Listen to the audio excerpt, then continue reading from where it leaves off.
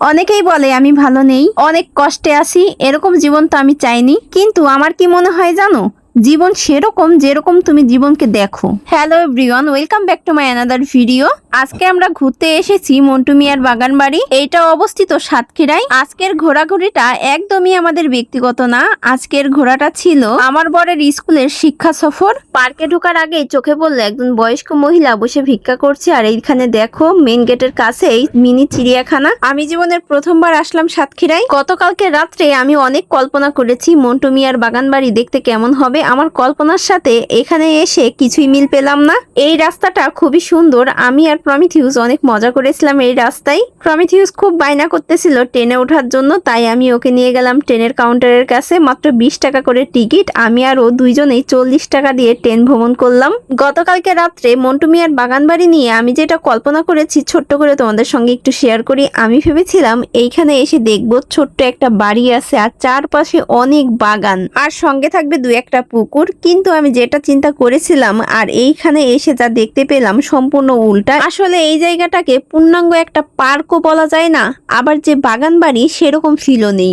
এখানে বেশ কিছু রাইড রয়েছে যেগুলোতে চড়ার মূল্য খুবই রিজনেবল, আর তাছাড়াও ছোট বড় কয়েকটা দোকান রয়েছে যেখান থেকে সবাই কেনাকাটা করতে পারে বা খাবার খেতে পারে। আমি আর প্রমিথিউস ট্রেনের মধ্যে থেকে বাইরের দৃশ্যটা উপভোগ করতেছি। মোটামুটি এই জায়গাটা পার্কের মতোই লাগছে, কিন্তু আদারওয়াইজ পার্কের মতো না। কেমন যেন একটা ছন্ন ছাড়া ব্যাপার। আস্তে আস্তে সিনিয়র টিচারদের কাছে গল্প শুনলাম এই জায়গায় নাকি 15 বছর আগে একবার আসছিল, আর এই যে 15 বছর পরে আবারও রিপিট করলো এই জায়গাটা। আমি তো এখানে প্রথমবার আসলাম, কিন্তু ওনারা তো 15 বছর আগে আসছিল। ওনরা এসে বলল যে আগে যেটা দেখে গেছিলাম তার থেকে তেমন কোনো উন্নয়ন হয় নাই। এই জায়গাটা পরিপাটি বা গোছানো না হলেও স্পেসটা অনেক বড়, যেটা কিন্তু অনেক পার্কেই নেই। আমরা ট্রেন থেকে নেমে চলে এসেছি বেবিজনে। এখানে কিন্তু বেশ কিছু ফ্রি রাইড আছে যেগুলো প্রমিথিউস এখন উঠবে। আমার ছেলেটা তো প্রচন্ড সাহসী, একা একাই এত বড় স্লিপারেও উঠে গেছে, আমার একটু সাহায্য নেয়নি। এই ভিডিওটা না অনেক দিন আগের করা। আমি অনেকগুলো ক্লিপ অন্য জায়গায় ব্যবহার করে ফেলেছি, এর জন্য তোমাদের পুরো পার্কের ভিউটা আমি দেখাইতে পারলাম না। ভিডিও শুরুতেই তোমাদের একটা কথা বলেছিলাম, জীবনকে তুমি ঠিক যেরকম দেখতে চাও তোমার কাছে জীবন ঠিক সেরকম। এই কথাটা বলার মেন কারণ কি জানো, আমি প্রতিদিন সকালবেলা ঘুম থেকে উঠেই 4-5 মিনিট নিজেকে নিয়ে ভাবি এবং চোখ বন্ধ করে ভাবি আজকের দিনটা আমার চমৎকার কাটবে। আর সত্যি ম্যাজিকের মতো দিনটা চমৎকার কাটে। সারা দিনেই কিন্তু ঘরে বাইরে আমার অনেক কাজ থাকে, কিন্তু তারপরেও আমি সকালে যখন ঘুম থেকে উঠি তখন মাইন্ডটা সেট আপ করি আজকের দিনটা অনেক ভালো কাটবে। এজন্য বোধহয় আমার সারাদিনই সবকিছুতেই আমি পজিটিভ জিনিস খুঁজে পাই। কিছু সময় আগে কিন্তু চিড়িয়াখানার গেট দেখাইছিলাম তোমাদের। এই দেখো ময়ূর, আমি অনেক দূর থেকে জুম করে ধরেছি, আর এই প্রাণীটা দেখে আমার এত মায়া লেগেছে।